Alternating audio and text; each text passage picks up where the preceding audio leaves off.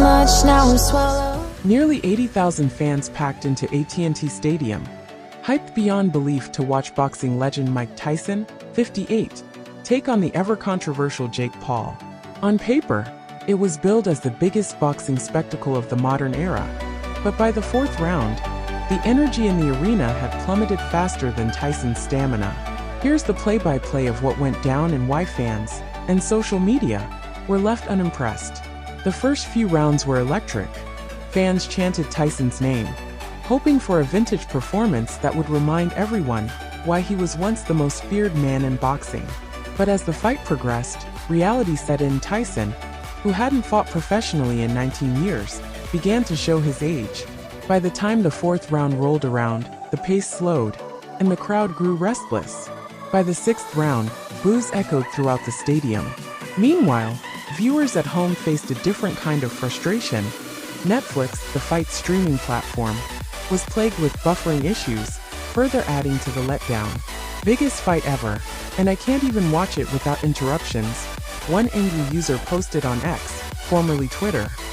For 8 rounds, the action in the ring felt more like a light sparring session than a high-stakes showdown.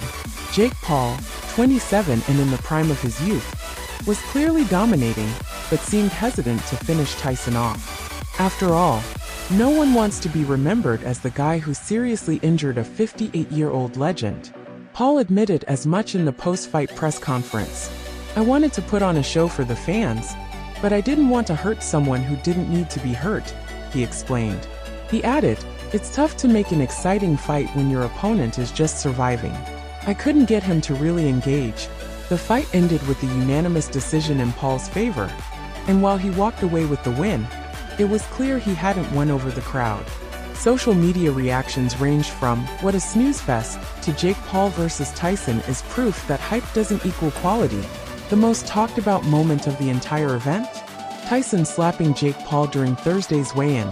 The pre-fight drama gave fans a taste of the old Iron Mike, but unfortunately, it was a false promise of excitement that never translated to the ring. Paul, however, couldn't care less about the backlash. "People are always going to have something to say. It is what it is," he shrugged. His promoter, Nakisa Bidarian, defended the fight, calling it an unbelievable display between a 58-year-old boxing icon and a rising star. If Jake lost, people would have praised Tyson as a legend. If Jake knocked him out, people would have called it rigged. "There was no winning with this crowd," Bidarian said. With this win, Jake Paul improves his record to 11-1, while Tyson's career stats now stand at 50-7, with his last sanctioned victory dating back to 2003. Tyson's last 3 fights have all ended in losses, leaving fans questioning if this should be the final chapter of his storied career. For Jake Paul, it's another controversial notch on his belt. Love him or hate him, he's here to stay, and clearly, he's got a knack for keeping his name in the headlines. As for Tyson, the boxing legend might want to leave the ring behind and let his legacy speak for it.